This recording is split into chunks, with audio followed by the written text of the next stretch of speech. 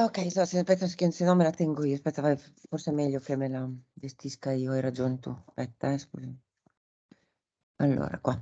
Allora esco? Sì, sì, sì. Faccio io, scusa. No, no, vai tranquilla. Allora, share. Not now.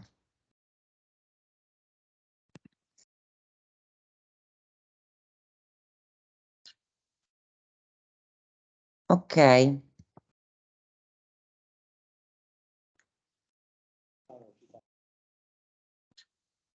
you see it in presentation mode? Yep. Is the recording started? Yes. Okay. Yes. Okay, so welcome everybody. I mean, this is the first benchmarking workshop that we have, that we are organizing with AI for Europe. And I will just welcome all you. And we have also been asked by many other people that could not participate today to record and then share also the material of the workshop, because the benchmarking theme is very, quite interesting. Is quite interesting for a lot of people. Okay, so just to sum up, the AI on demand platform has been, is in development, right? And this is a flagship project by the European Commission. Mi chiudi? Sheila, mi chiudi? And by the European Commission. And we have, after the first initial platform, we have many follow-up projects, like all the network of excellence, plus the vision coordination and support action. We have the ICT 49 projects, the AI for Europe CSA, the pre-PI, that is a preparatory action for the Digital Europe project that will be initiated around the AI on demand platform, and we have many projects funded under Cluster 4. All of these projects should contribute to the AI on demand platform. So we really need to have a smooth integration path for each service, and most importantly, for those services that are developed by different projects. So as far as I know, we have that, for example, benchmarking services are developed in the Bones Apps project for machine learning algorithm on the edge.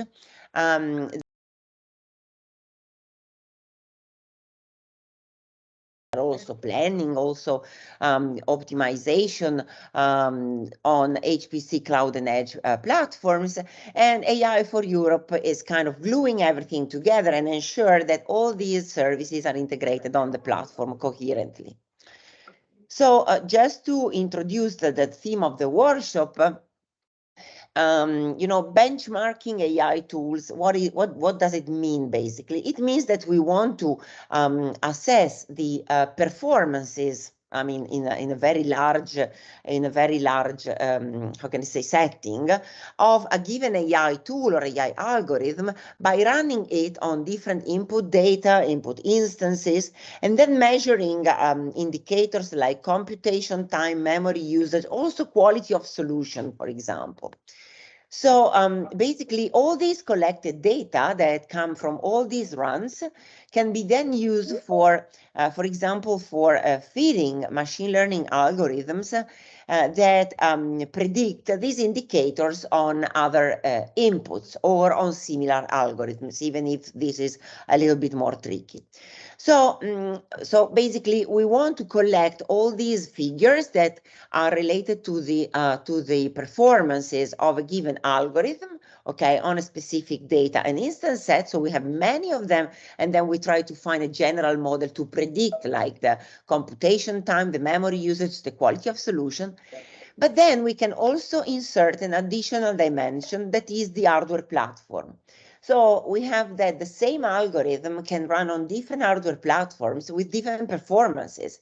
So at the end of the day, if we also insert the hardware platform in the equation, we have that we can create benchmarking tools that can basically help us creating predictive model and even prescriptive model to select and configure algorithms respecting some constraints, like time budget constraints, like quality of solution constraints, memory usage constraints, Or on the other way around, we can also dimension the hardware platform to obtain the given performances.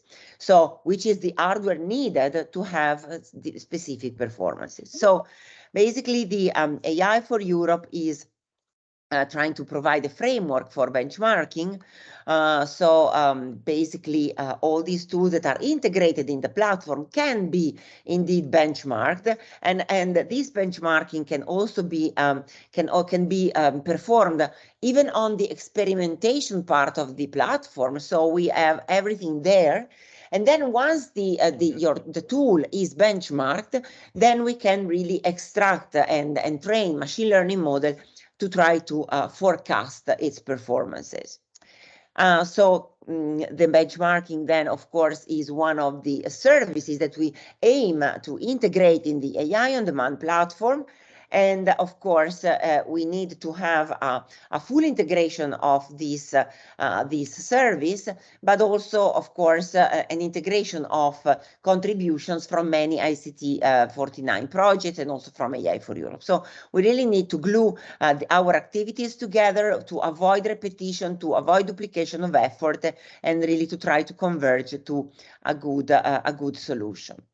The agenda for today is that I basically just completed my presentation. Then we have Andrea Borghesi from Unibo, and is explaining you what we are doing in Bonds Apps. In Stairway. Then Jean-Marc Bonnefous will tell us what they are doing in Bonds Apps about the benchmarking services, and Joachim van Scheuren that has worked a lot on OpenML and on this benchmarking. Okay, so we would like for you, if you have additional activities on benchmarking related issues, we would be very happy to collect them. We would be very happy to survey them, and we would be very happy also to obtain your comments and your suggestion about which can be a nice strategy to glue everything together for the AI on demand platform. So thank you very much for being here, and I will leave the floor to Andrea that will be doing the next presentation. If you have questions, of course, I'm here. Okay, we are here. Thank you, Michela. So I think I can start. So let me share my screen as well. You should be seeing my screen and the presentation in presentation mode, right? Yes. Thank you. Okay. As Michela was saying, here at University of Bologna has been working on benchmarking for a specific set of European projects in the last year. I have to make this premise. I'm not an expert in pure benchmarking system. Basically, I'm more of an expert in AI in general. But so I don't want to offend anyone by claiming that what has been done has been benchmarking. Also, because benchmarking in the last year and a half that I've been working on this topic, I've seen that you ask two people their definition of benchmarking, and you generally obtain three definitions of benchmarking. So please bear with me. I'll try to get you to give you an understanding of what we mean, what we meant with benchmarking in our activity. And so for that, I wanted to also give you a bit of a, let's say, explanation of why we started doing benchmarking. And then I give you some insights of what have we done in the last year and basically the data that we have collected so far. So, University of Bologna, what I've been doing? We had, and this is especially true because it's part of a European saying, we've been working a lot on the concept of hardware dimension. Is that given this, let's say, increase in terms of AI application that has been that have been developed in the last few years, and there has been still a growing number of AI application coming out all the time, every time, and for different system and for different tasks and whatsoever. AI algorithms are wide and many, and it's very tough to decide what is the best hardware and what is the best configuration for said hardware and algorithm to run this algorithm. So with hardware dimensioning, we aim at finding the answering some questions in terms of what is the best hardware to run AI application, what is the best configuration of this hardware, platform to run our application, and possibly as well, what is the best configuration for this algorithm, and in general, if there are multiple algorithms, trying to understand as well what is the best algorithm for a specific task. And in general, we also want to take into account constraints in terms of the user might have let's say, desire to be green, and so a power cap, or the user might have some budget constraints. That's very, very typical. So we also want to be able to provide guidance, provide guidelines in terms of, okay, this is the best solution for you, this is the best solution for you, given this constraint, this one and this one. So this is our background, this is our goal. And to do that, as I was telling you, we have two main, let's say, use cases that we are working at the moment. And in both cases, we are considering the question that algorithm developers have to answer. So, for example, we have an algorithm, artificial intelligence algorithm, and we have constraints on solution quality of this algorithm, budget and time. Then the question is, which is the right architecture, what is the right hardware architecture to run my algorithm with? And secondarily, if instead I have a fixed set of heterogeneous, possibly hardware resources, and again, a series of constraints, what is the best algorithm for solving a specific task given my fixed amount of hardware resources? So these were the two, let's say, main questions that we have been asking ourselves in the last, I would say, year and a half now. And as you can imagine, these are not easy answer. These are not questions that have easy answer. Basically, they require a non-trivial amount of AI knowledge and expertise in the specific domain. These are very complex tasks, both for companies and for AI experts that are tasked with, let's say, solving the issue that the company has, or also addressing a challenge that the company has. So this is a very complex issue. And the idea is, can we find a way to help algorithm developer and in general practitioner in this domain to identify good solutions? Our answer is yes, we are trying to do that. And the idea is to combine, let's say, data-driven models, so information that we can gain by large or sufficiently sized amount of data, and optimization model. So our idea is to use this combination of techniques to automatically find the right algorithm and the right hardware configuration given a task and given a series of user-defined constraints. To do that, we have already have a good initial working prototype of a tool which we have called HADA, and which is basically, you can find it here. It has been published last year, so it's pretty recent as a work. We are pretty happy with it. I just wanted to focus here that HADA basically is a combination of a optimization model. And inside this optimization model, we have encoded a series of machine learning model that encapsulates the data-driven knowledge. So data-driven knowledge that allow us to predict the behavior of AI algorithm on a given hardware platform on a specific configuration. So this is our main idea. The main idea that we want to place data-driven model, machine learning model inside the optimization model.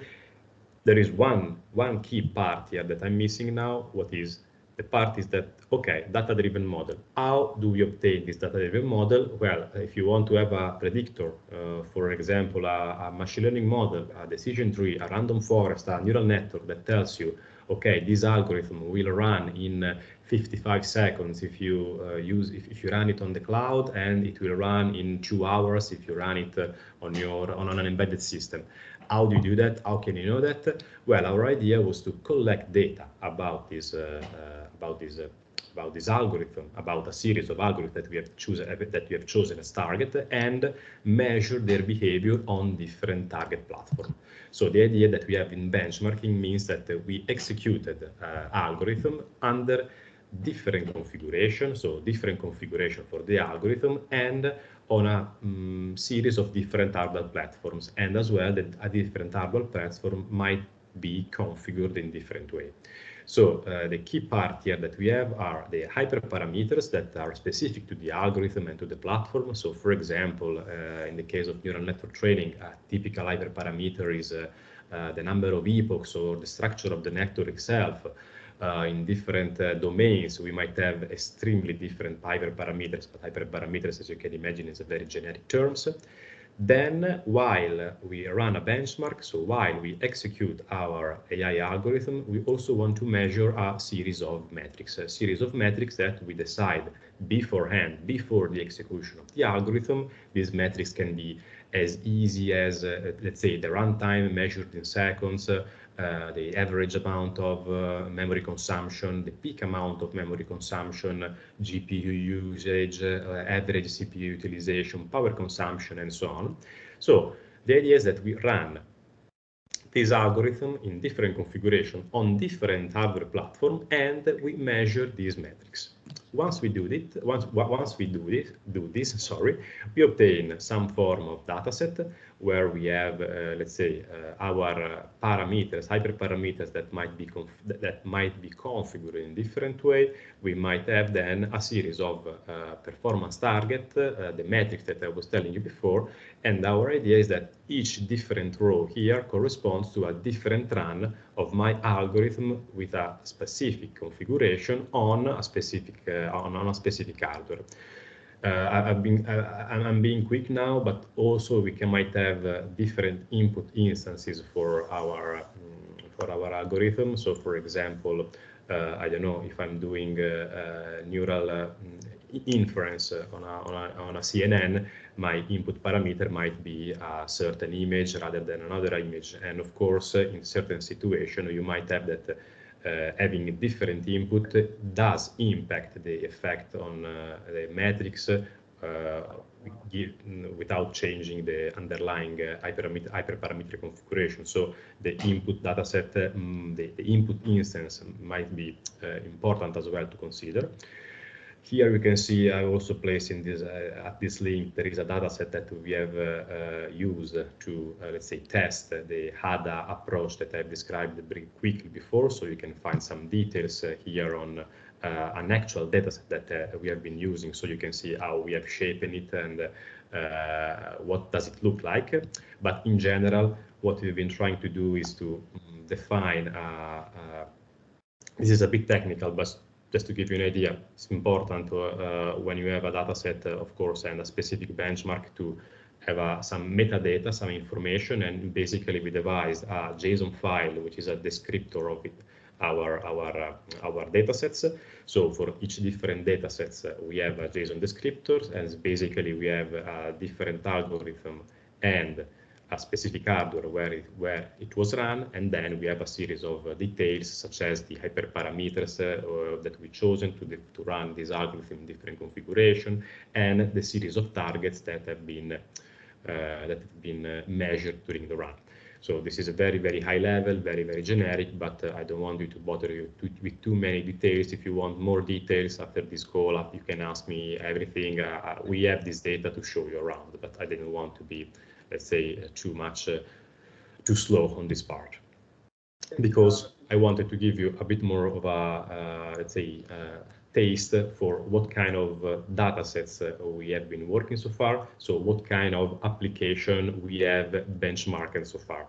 And we have 4 main domains we have covered. Three domains are done 100% by University of Bologna.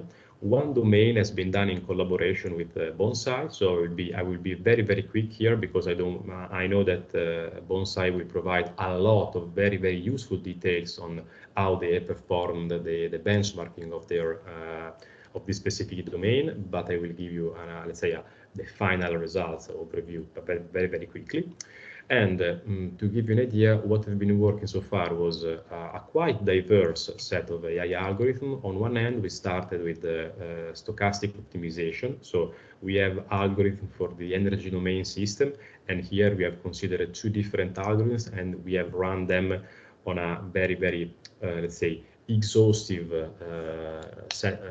exhaustive configuration space of this algorithm. In this case, we have used only a single hardware platform. So, of course, it's a limitation. We know this was the first algorithm that we have tested just to, let's say, as a proof of concept for our end goal. Then this is the data set that we have done in collaboration with Bonsai, and this basically is a benchmarking of already trained deep neural network performing inference on different hardware platforms, mostly embedded platforms, but Bonsai, I'm sure they will give you details later. Then two, let's say, new domains that we are still completing. So on the first domain, we have a dataset ready and it has been already published. Is the one in Zenodo earlier. On this second dataset, we are, let's say, 90% complete, 95% complete, I would say. Then two domains that we are still finalizing the benchmarking phase.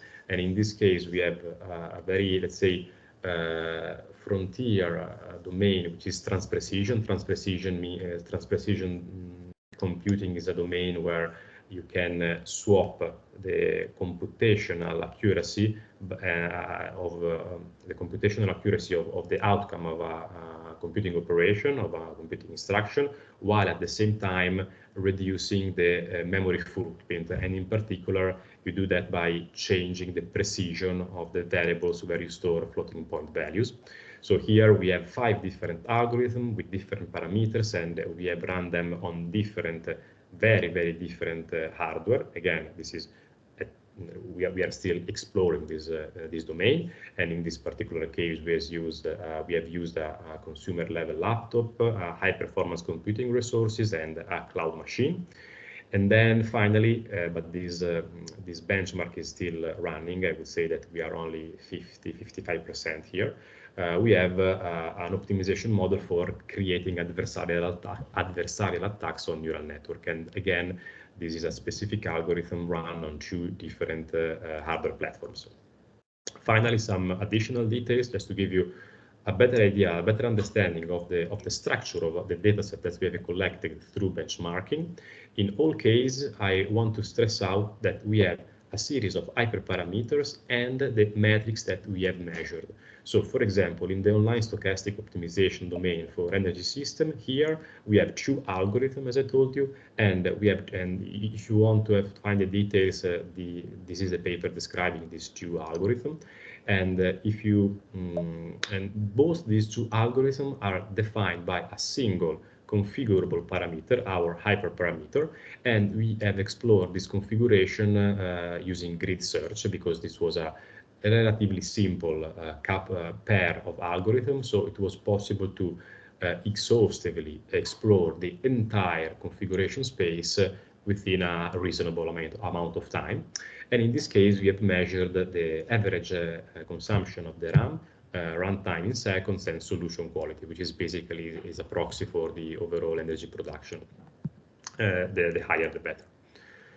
Then this is the second dataset, the one we have done in collaboration with Bonsai. So I'm not going to bother you how this dataset was collected, but the end result is a series of very useful information, and you can see that we have on the left the series of hyperparameters that basically define the behavior of the algorithm, and in this case the algorithm is neural network inference.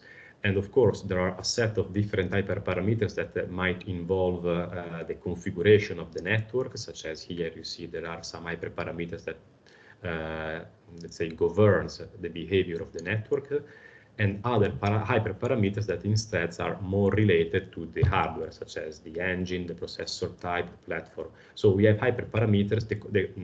The hyperparameter configuration cover both the algorithm and the hardware. Of course, the final behavior of the algorithm on a given hardware depends on the configuration of the hardware and on the configuration of the algorithm itself.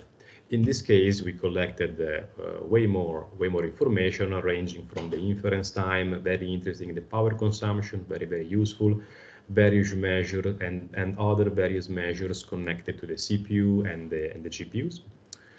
Then we have very similar structure as well on the transprecision case, and in this In this case, we have 5 algorithms, as I told you. Each algorithm is characterized by a set of floating point variables, and we can change the precision, the number of bits of these floating point variables. So if you change this precision, so for example, if you decrease the number of bits assigned to a floating point variable, what happens?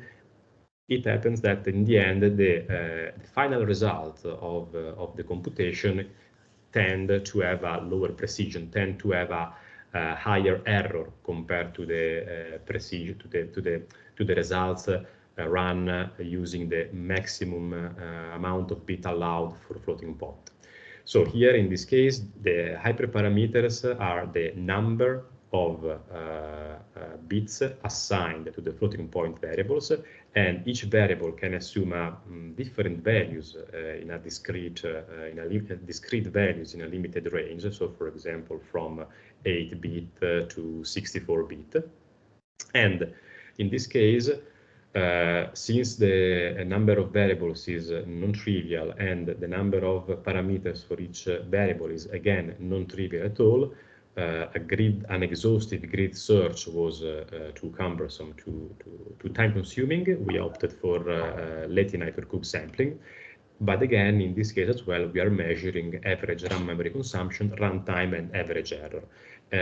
Differently compared to the first dataset, this is more similar to the second case where we have run this algorithm on multiple framework, on multiple hardware. In this case, as I told you, we run the algorithm in 3 different hardware. So laptop, standard laptop, technically actually my laptop where I'm doing my presentation now, cloud resources, and high performance computing resources.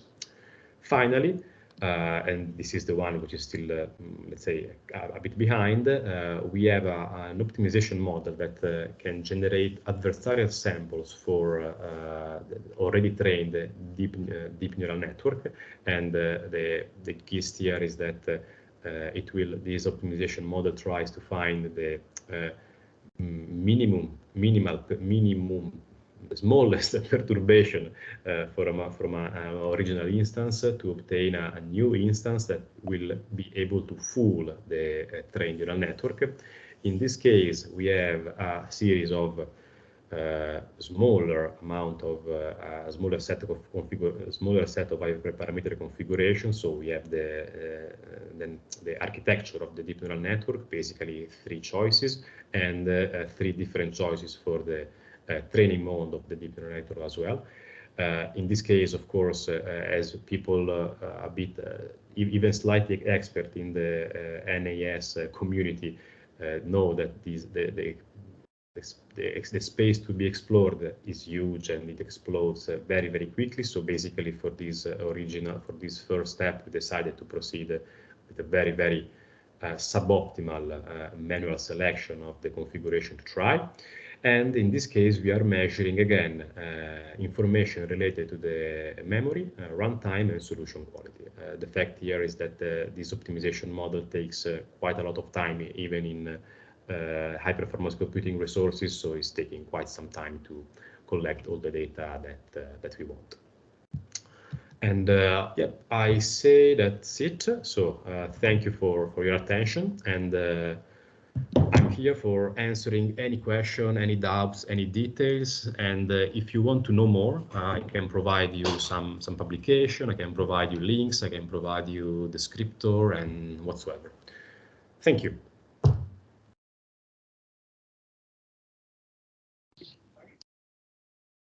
And of course, I don't see any of you, so let me stop sharing. Thank you very much, Andrea. Maybe we can also say that we can provide even the tool in case someone wants to benchmark its own software, you know, on specific platforms. Yeah. Basically, everything we have is open source and usable by anyone. So just ask. Exactly. Okay. Very good. So now it's the turn of Jean-Marc. Yes, hello everybody. Good afternoon. So I represent Bonsais here, together with Miguel de Prado, who's going to actually make the actual presentation. Just as a introduction, we focus on providing automated workflows and tools for the accelerated deployment and benchmarking of AI application with a focus on the edge, but can be generalized. And Miguel is going to present the highlights of what we've developed over the course of the last few months for you. Miguel, can you?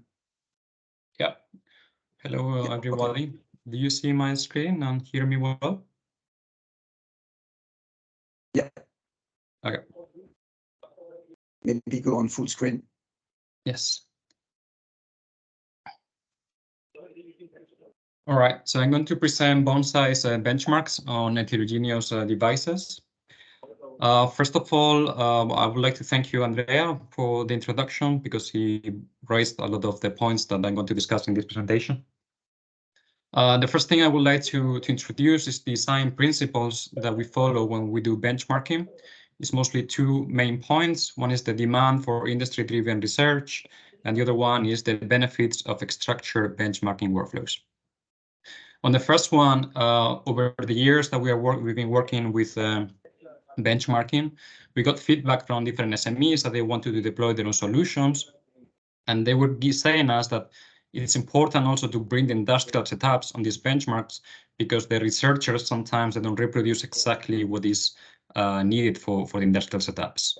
So sometimes that includes the pre and post processing of those AI algorithms that sometimes are taken for granted, but it's actually something that takes time to when you really deploy on real scenarios.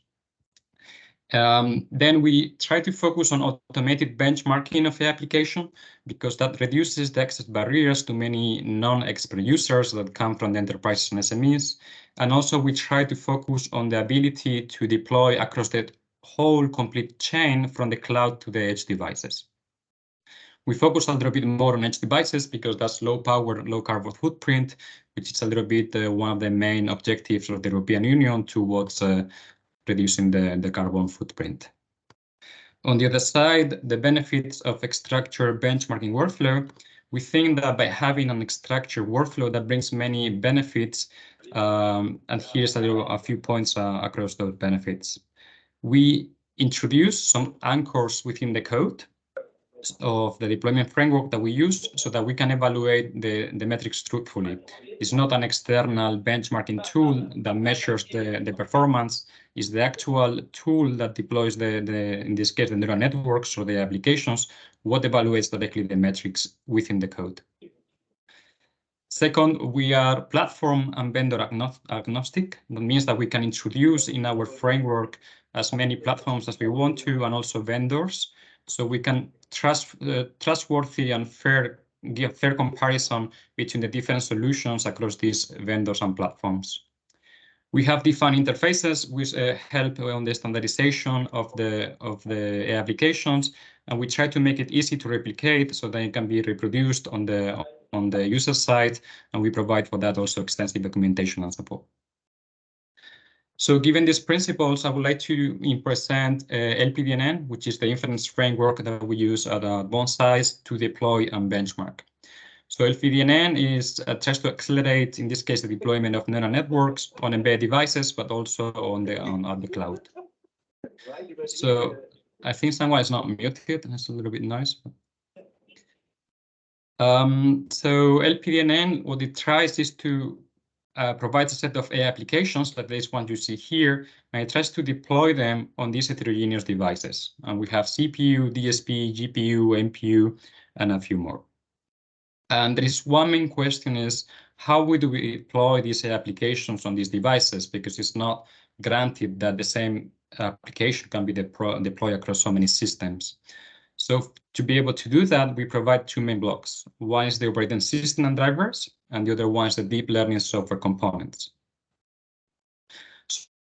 So on the left, what we try to provide is two main things. One is the capability or the workflows that allow the user to set up these devices easily. So all the dependencies or the libraries are installed, and when we deploy the applications, there is no issue due to these quite cumbersome dependencies or dependencies as well.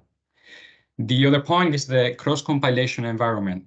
we provide all the drivers and dependencies on the host so that we can cross-compile all these applications for the target environment. So that's basically what this main point does. On the right, what we have is mostly the runtimes libraries that are used to actually execute the application on the embedded device. And here we can integrate, as I said before, different vendors and different engines. So with the same solution, we can deploy across different systems with different engines and compare across them. For example, we can benchmark the same way an NVIDIA with a Huawei device, with an ST or an XP. So all of them come within the same framework. So this is the current support that we have at LPNN regarding the support of inference engines and hardware platforms. So for inference engines, we've been integrating across different projects. This framework was started with Bonsai around 6 years ago. It's been extended now through Stairway Advanced apps. So we have these engines. For example, LNE was the native engine that was firstly introduced in LPNN and allows the execution of the applications across CPUs and NVIDIA GPUs. Later, we introduced NCNN, TensorRT, and XRuntime. NCNN and TensorRT allows the execution of the applications on GPUs. The first one is a bit more general, NCNN, and can deploy through the Vulkan driver on any sort of GPU. The second one, TensorRT, is more specific for NVIDIA-based GPUs, but it's really performant and executes very fast the applications. XRuntime is a framework that has been developed between different partners. It's open source and allows the direct execution of ONNX models on both CPU and GPUs. Finally, on this side, we have Xcube AI and LPNN, which allow the deployment of neural networks on microcontrollers. In this case, the first one allows the execution on STA microcontrollers, while the second one allows the execution on PULP-based microcontrollers that are based on RISC-V. A little bit more on the supported hardware platforms, because these engines, finally, they need to be deployed somewhere. We have the support of several platforms that you see here in the engine across different CPUs type, GPUs, NPUs, and microcontrollers. For example, we have different vendors. IMX8 Nano comes from NXP. We have STM32MP1, Intel NUC. We can also deploy on HPCs. We have NVIDIA Nano, also Jetson Xavier, Raspberry Pis, STM87, GAP8. This is a specific platforms that have been integrated, but we can also deploy on general ARM devices of any sort, as long as they support these sort of AX processors. So given the support, given the framework, what are we actually benchmarking? So when we deploy our applications on the devices, we have two sort of metrics. The first one is dynamic metrics, which are measured on the device. And the second one is static metrics, which are measured offline. So we measure the latency, pre-inference and post-processing, the throughput, the average memory across CPU and GPU, the peak memory, also the bandwidth, and the processor load, again, across the CPU, GPU, and NPU. And also we can measure the power consumption in some devices and the temperature. Regarding the static metrics, we also have flops, which is the floating point operations that it takes to execute one model, the parameters that they contain, that was the training weights, and the storage that they take. So given these metrics, this is the actual workflow. So how do we use this framework? How do we get those benchmarks, those metrics? So this is the Bonsai workflow or the user journey. So LPNN, the first thing to do for the user is to select an AI application and hardware from the marketplace. So we have a Bonsai catalog that you can get the applications, and then you can start the process. This connects very well to the vertical matchmaking engine that Andrea was presenting before, because this process at the moment is manually. So the user needs to come and with some knowledge, choose the right application and the right hardware so that he can benchmark it. Once we have, or I will show later, once we have a lot of data about this process, we can feed this information to the vertical matchmaking, and then ideally the user would have some guidelines about the best model and the best hardware that this should be chosen for a specific application. But for the moment, let's focus on what we have now, which is we get manually an application, a hardware. So the user can download this application on their own workstation and then set up the hardware device following the LPNN workflow that I explained before. Once we have set up, we have the application together with the deployment tools and the Bonsai's API, we can benchmark the applications on embedded devices or mobile or server devices. And we can deploy across different inference engines or different configurations, like, for example, floating point 32 or integer 8. Finally, this information can also be uploaded to the Bonsai marketplace.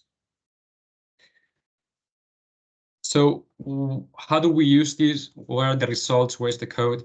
So we have 3 main points here, which is the usage and results, which is free and open source. We have already open source some Stairway results about the benchmarks that I would like to show quickly here. So this is the result, for example, that we obtain from LPNN when benchmarking different engines across different platforms. Here we have a variety of tasks, models, and versions of the models. Is a little bit the metrics that define the model, which is the input tile, where it's been deployed, different platforms here, different engines, and then the metrics that we actually benchmark, like quality, gigaflops, parameters, or latency, throughput, etc., etc. And we have this across many different possibilities, around 3,000 lines, which means that we have 3 different executions of different models and solutions on different embedded devices. And this has been open sourced already through Stairway. There's documentation about how to do that, of course, how these tools can be employed and used. And also the Bonsai's CLI is being open sourced with the benchmark code. Then the software and code at the moment is we need to open it as a free license, and that involves the LPNN SDK that was developed in Bonsai together with the platforms and engines that have been included through Stairway and Bonsai. In case you are also interested, we have several publications about this, about the LPNN, how it's been built, and the different options that we have inside. And also, as Andrea said before, we are trying to publish now a paper together between UNIVO and BCA about the vertical matchmaking. So about the future work that we plan to do in Stairway, we are integrating at the moment an embedded platform from Huawei and also the Inference Engine into LPNN. So together to the platforms and engines that you already saw, there will be one more platform or several platforms and one more Inference Engine. So we can compare all the different vendors with the same framework.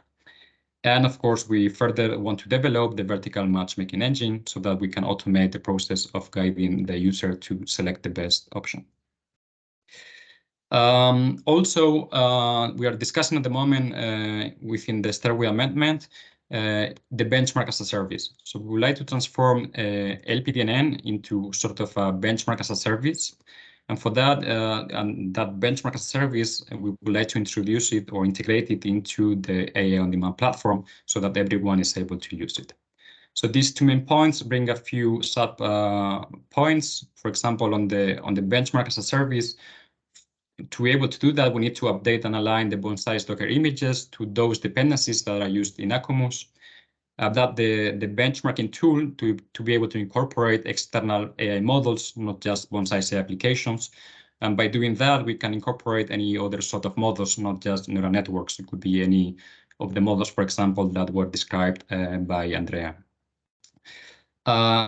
We need to transform the tools, as I said, by converting them into a benchmark as a service. That also includes LPNN, so we can leverage LPNN and any other sort of model at the same time. And what is missing in this side as well is the protocols. So the Akumus GUI, for example, can talk to the benchmark as a service to say, okay, here's the model, go and benchmark this. On the service side of the AI on-demand platform, again, we need to set up the protocols and the integration of the containers so that we can create new pipelines and a new dispatcher and deploy these instances on a server that is provided, for example, on the Stairway project. So this is how it would look like, sort of this benchmark as a service. So on the experimentation side, we have papers and algorithms that come mostly from the AI on demand platform. And those algorithms, we can optimize them through the benchmark as a service and deploy them with LPNN. So here we have a lot of results already obtained with the Stairway and Bonds apps. And this is the different execution environments that we've been working on: server, mobile, and edge. This workflow can also be in both sense. So we can benchmark, we can get the algorithm, optimize it and benchmark, and then the results can be fed back into the research so that those algorithms can be improved, optimized, and then we can iterate on this process to make what we call hardware in the loop optimization. And finally, this is the integration with the on-demand platform that I think Jean-Marc wants to say a few words about this. Jean-Marc? Yeah, so thanks, Miguel. So it's basically just to go a little bit more detail on the work we've started mapping out to actually integrate the roadmap. So we have a tentative roadmap that we're discussing within the project, and it's born on the very, very good productive discussion we've had for a number of months with the team that is developing graphene ex-Acumos at Fraunhofer, and we identified a path to bridge the two framework, the Bonsai's one, where the benchmarking, a lot of benchmarking to resides, and the pipeline for execution of graphene. And the two are a nice kind of combination that we plan to integrate to effectively activate the service layer into the AI on-demand platform. So it's complicated. It was complicated to map out because there are many uncertainties, many dependencies on the target point and where to integrate and what are the touching points. But I think we find a nice what I would call an MVP of integration for this benchmarking service to be executed by the end of this year. So that's kind of where we stand with the benchmarking from the Bonsai side. Okay. Are there any questions?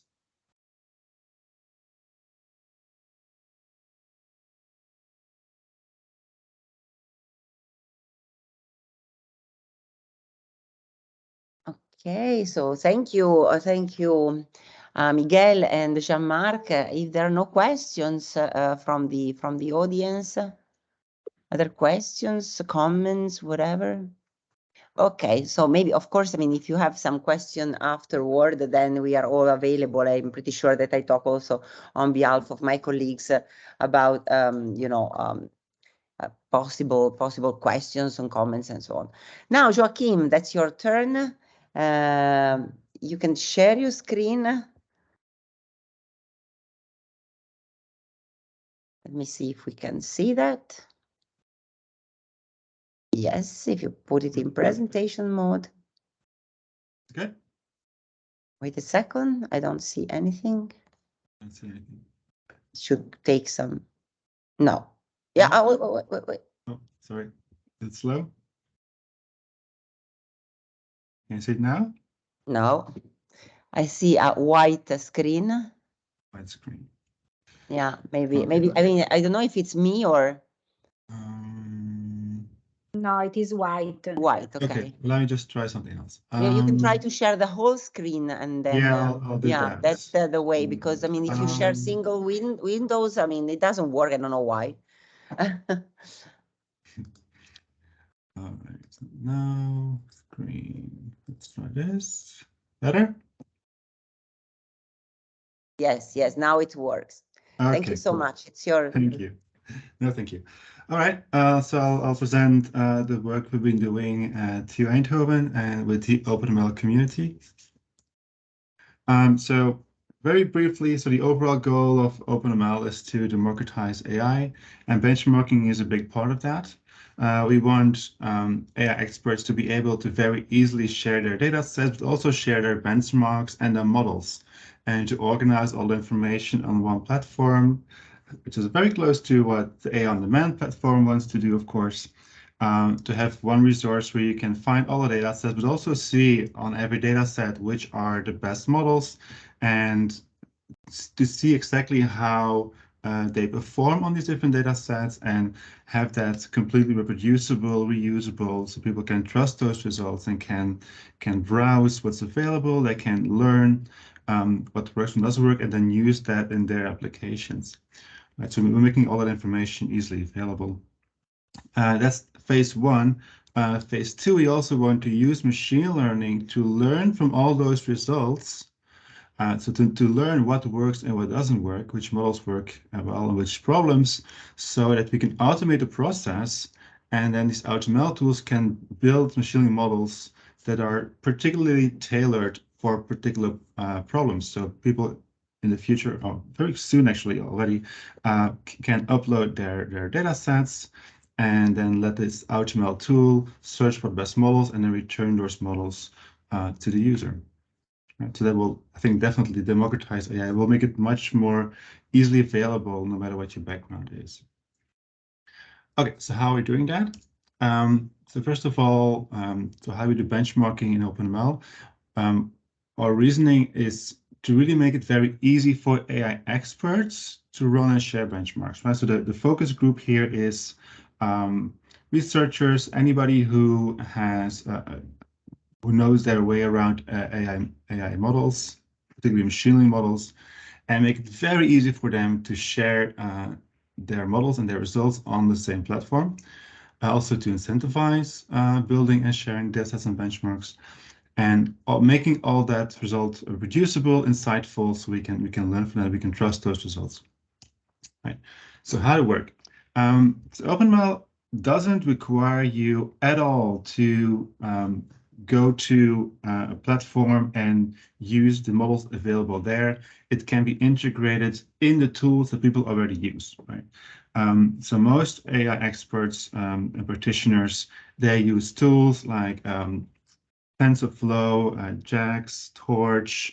They use data science tools like Python Pandas or others like Julia and so on.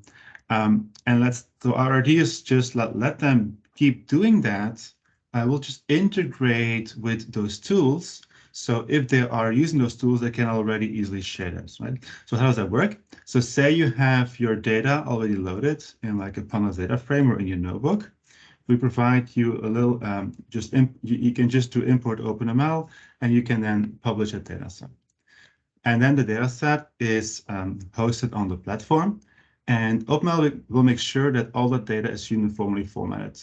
And then anybody else can then download those data sets, put them into TensorFlow with a few lines of code, run benchmarks, and then share the results back to the platform. So we make it really, really easy with a few lines of code. We also make sure that all the data sets are uniformly formatted. So if you can run your data set if you can run your model on one data set, you can just run it on hundreds of data sets at once. And we also make sure that all the models and results are automatically uploaded. So users should not be required to like copy all their results into another interface. We'll just upload them directly, even while the experiments are running, directly from TensorFlow, directly from Torch, from the tools that people are already using. Right. So very briefly, so this is a little bit more technical. So just to show you what it looks like. So you can, so in this case, I use scikit-learn, which is a well-known machine learning library. You can build any model you want. So in this case, I built a random forest classifier, and then I want to test it. So I download a task from OpenML. In this case, I download task 3954. We have thousands of these. I think this is, not sure what this, or MS or something. So you download the task, and the task actually downloads the data sets onto your system, no matter where the system is. Can be a notebook, can be a super powerful computer. And also the task is basically just defines like train test splits, evaluation measures, such as like we saw in the beginning of this workshop. And then you can, we have this function run model on task, which then runs this random forest classifier on the task automatically, and then you can then also automatically publish the results, and this will upload them back on the platform. Right? So it's just 4 lines of code to evaluate any model on any task in OpenML. Right. The same thing for deep learning libraries. So if you have Torch, you can, the code is the same, just like the way you construct a model is slightly different, but depending on the library, but all the rest is the same. That makes it very easy. Okay, and then after you've done that, you can then you can go. All the results are on the platform, and you can also easily browse them on the platform. So in this case, this is okay. I think this is Fashion MNIST. It's one of these image data sets. And so you can see here on the left here, you can see all the different models. So there's some Keras models, TensorFlow models. There's some scikit-learn models. There's some Torch models, and then there's a bunch of AutoML techniques that are also used. And the dots you see on the right, that shows you how well they performed. So the dots on the right have the best performance. So you can see you get close to 98% performance. And every dot here, you can click on it.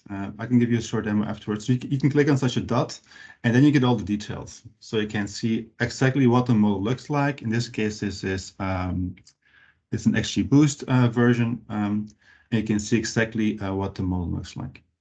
So you can really, and this is completely reproducible. So you can then also rebuild that model and use it for your own goals. Okay. So that's how OpenML works. I'll show you a few more examples of how we use this for benchmarking. So one of them is OpenML benchmarking suites. So we presented that last year at NeurIPS. So this is a way to easily evaluate models on a wide set of problems. Why? Because if you look at machine learning problems, it's very hard to compare results across papers because every author uses different data sets or they use them differently. So it's very hard to compare results. People also cherry pick data sets and so on. They use different test setups, and so it's very hard to compute them. And this causes a lot of publication bias. So it's very hard to really interpret how good a model really is. So how can you solve this? So you can create benchmarking suites. Just a simple 3-step process. One, you define a set of constraints, like how large do you want the data sets to be? Do you want purely numeric, or do you also want categorical features? Do you want artificial data sets or not, and so on. So you just make a wish list of what the data set should look like, and OpenML will tell you all the data sets that actually comply with those results.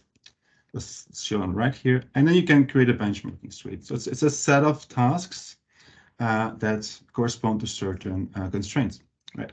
And then anybody in the world can start using that, right? And it's super easy to use. It's like this one extra line, like you download a benchmark. In this case, this is called the OpenML CC18. That's a simple classification benchmark. And then you can write a little for loop, and then you can test your model across all these data sets and automatically share all those results back on the platform. And then you can go there and see what it looks like. So in this case, I'm picking one of these benchmarking suites for AutoML, and on the right, you see how well different methods do on all these different problems. So it now becomes very easy to test your models over many different data sets. And since it's all reproducible and all reusable, you build this ever-growing knowledge of how different models do. And anybody in the world can just go online, and they can see which are the best models for any problem, or they can see, for instance, on which problems are models good at, which problems are they bad at, and so on. So you can evaluate all of that by just browsing the website.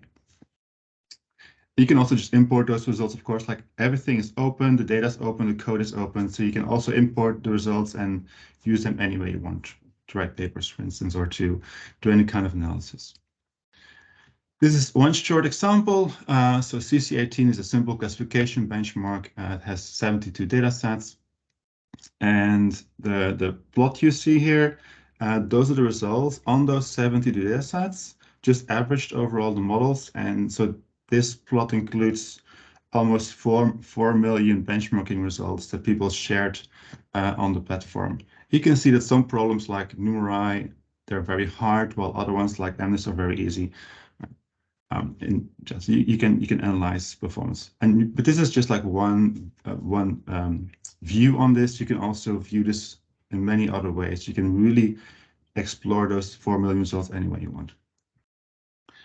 Another one is for AutoML systems. So we have this AutoML benchmark, which is created by Peter Geesbert, one of our team. And so this is already adopted by industry. So Amazon, H2O, Microsoft, they're all using, so they have integrated their AutoML tools in our system.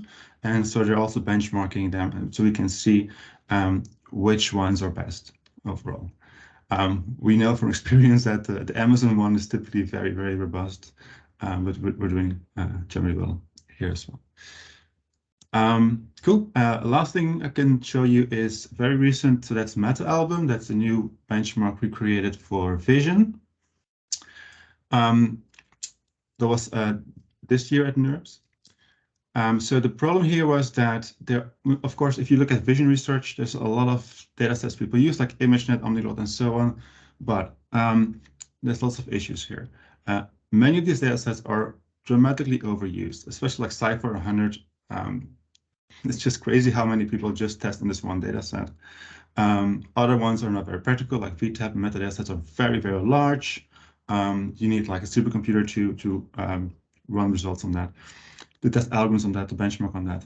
So we created MetaAlbum. So MetaAlbum is a metadata set consisting of 40 vision data sets, which are already pre-processed for you. So they're all 120 by 120 images. And we did some intelligent clipping and anti-aliasing to make sure that everything is nicely centered. We also did improve the image quality and so on. And we made all of this easily available through OpenML. And this benchmark is super diverse, right? It has many different domains. Just to give you a short overview, we have large animals, small animals, plants, diseases, microscopy data, satellite data, vehicles, patterns, actions, and OCR, like characters and so on. And for each of these, we have different sets. So you can do cross-domain, cross-task, and so on. You can evaluate your methods in many different ways. And we have some use cases for that, like meta-learning, future learning, continual learning, transfer learning, all these things which are like these days in AI, it's all about transfer learning. It's all about pre-training big models, right? And understanding how they work, how well they work, and how to use them. And so this data set is really good for that. To make it more practical, we also built different versions. So we have the extended one, which has all the data together, which is a lot of data. There's a mini version for more easy research, and there's a micro version for quick prototyping. So it makes it very practical to use. Oh, sorry, I had a future work slide. I somehow forgot to skip that. Sorry. Okay, so what were we doing next? So OpenML, we're continuously building OpenML. We're also integrating that with the AI on demand platform. So all these resources, once we build this integration, which should not take too long actually. So all these data sets and all these results will be available through the AI on demand platform. We're working also a lot deep integration into deep learning libraries like TensorFlow and Torch and JAX. Prabant is on the call, I think. He can talk more about that. We're also continuously improving the website so people can actually visualize deep learning models to see what they look like and learn from that. And also building new benchmarking suites. There's a number of notes on practicality, because if you look at deep learning, it's very expensive to run vision benchmarks, right? So some things we want to do there is we want to pre-train models and make them available on OpenML. So that you don't always have to build the same models, which is sort of crazy. So we can pre-train lots of models like FreshNets and so on these images, make them available so people can just use them and evaluate. So this might be super useful for like applications in vision where you don't know which model to transfer from. You can download different pre-trained models and see which one works best for you at a really large scale. And we're also making those results reproducible, easily available to drive research. So people don't need to rerun the same experiments all over again. They can reuse everything that's there and learn from it. And this is also useful, of course, for AutoML applications to automate that process. That's what I put together in this short while. Thank you for the entire AutoML teams. It's quite a big team over the times.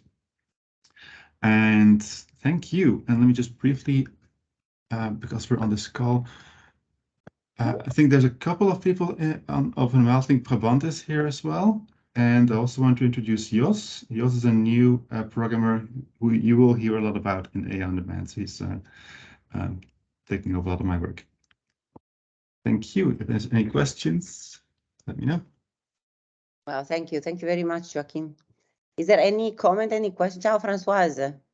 I didn't see you. Sorry, I couldn't join before and my team is all busy, so. Oh, no problem. I mean, there is the recording anyway, in case you are interested. Thank you. Yeah, I was wondering, Joaquin. Oh, sorry, Miguel. So if you have a question. Go on, please. Go on. Okay, so I was wondering, have you ever thought about like measuring, like trustworthy AI dimensions? Like, for example, how fair is a machine learning model run on a specific data set? Because of course, I mean, in this case, the features of the data set are also very important, right? I mean, the distribution, the number of unknown attributes and all this stuff. So I think that it would be very, very interesting to have a benchmarking also on these aspects. So what do you think? Definitely, I'd love to do that. So we've started moving in that direction. So we've been working with Hilde Weerts, which is also TUI, on for data sets to identify which data sets have biases and also show that on the website, so you can see which one the biases and also like select on that if you want to. For data sets that for models, that's we haven't done that yet. But that's a very good point. Like when we start. Yeah, anyway, so then in this case, I will formally invite you to collaborate with us in Bologna. Yeah. So we have I mean, there is Roberta here that is the coordinator of the Equitas project, and that is meant to measure and to provide an experimentation environment for testing, repairing in case it is biased, testing bias, repairing bias, or also, I mean, definitely start, I mean, with some guidelines also for those people, that engineers that are developing a model or an algorithm for starting, for example, from data sets that are biased. So how can we act on the data set itself? How can we act on the algorithm? So we are really so I mean, that would be nice if we can in a way collaborate. And it's of course on machine learning, but also other kind of like decision support systems are also possibly biased. Even if it is an optimization model. If the constraints are not really balanced, then you can have a biased answer and all this stuff. So we are really working on that. Wonderful. So yeah. Okay. Yeah, I love that. I mean, and we store our data set, our models, we hope to store our models in a very unified way. So if you develop these trustworthiness tools, we can run them over hundreds of models and. Wow. Yeah. So then we need to align with Joachim, Roberta, because I mean, I think it would be very, very interesting. Absolutely. Yes. I will come back to you, Joachim. Thank you. Okay, great. Miguel. Yeah, thank you. Joachim, super nice presentation. I think it's super cool, this framework. Honestly, I didn't know it up to now. And I think I would like to give it a go and see how it works. But it's super interesting. I have a few questions coming from my side, a little bit more from the deployment on the edge.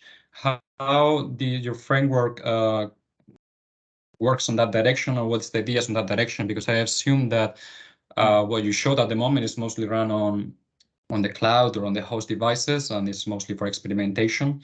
So once you have a model and you have some benchmarks that are a bit more on that direction, how to get mostly in the training side, a little bit on the latency as well.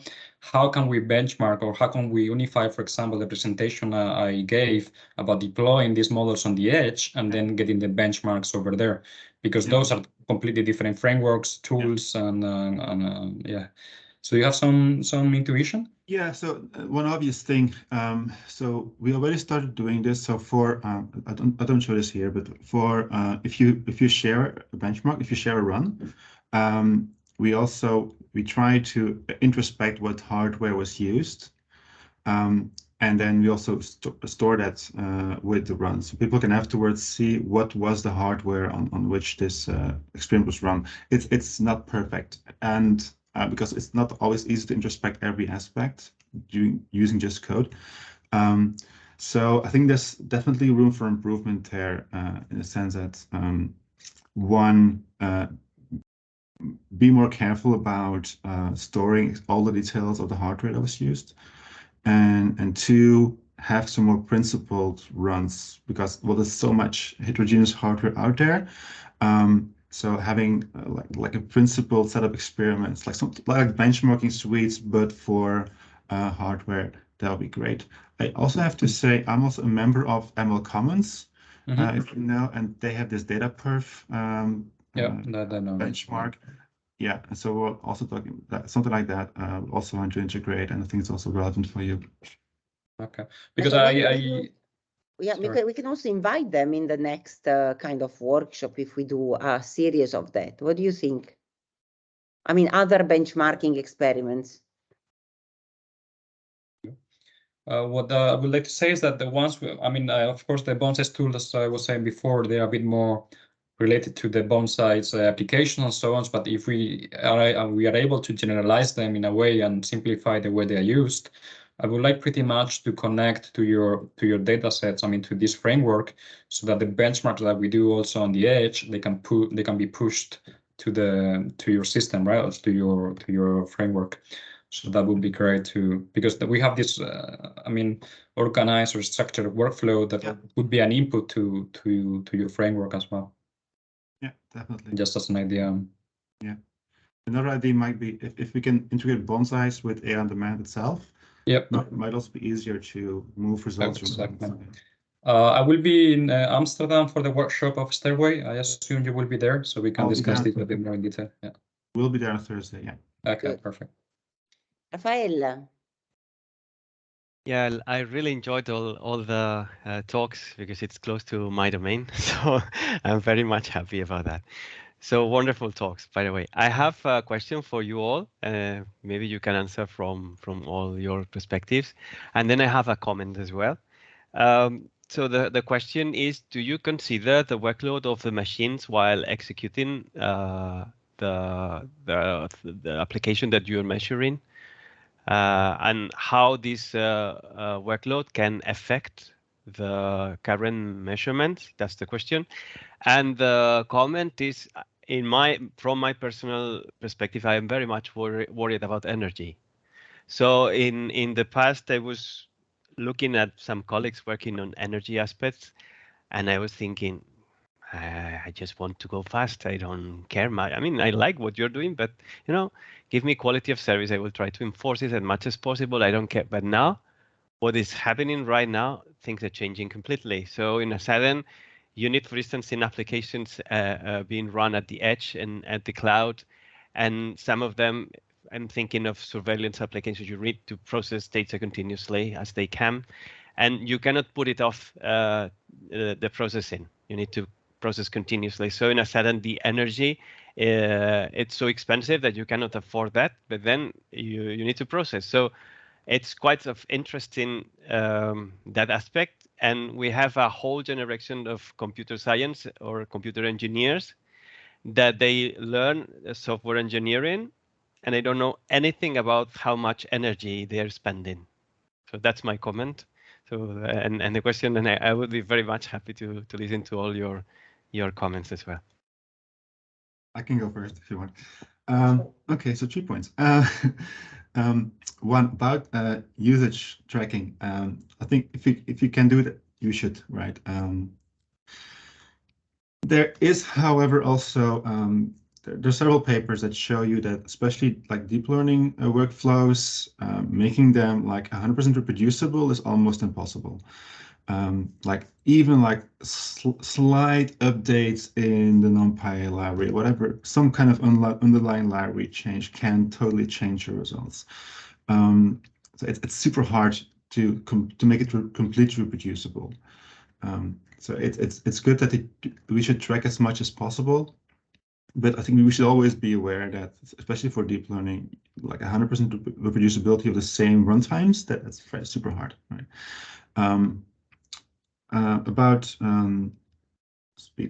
There's a few things to make things more efficient, like having lots of data sets online and building pre-trained models once is one thing you can definitely do, right?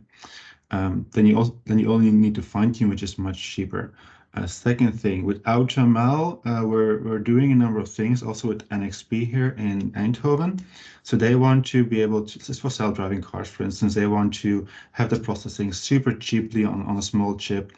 And so they were working on using AutoML to design deep learning networks, which are like 100 times cheaper than like the big ResNets and so on, right? So we're using AutoML to learn what are the smallest kernel sizes and so on we can use in the models to get good performance, but to be like 100 times cheaper than the original models. And like AutoML is one way we can optimize towards resources.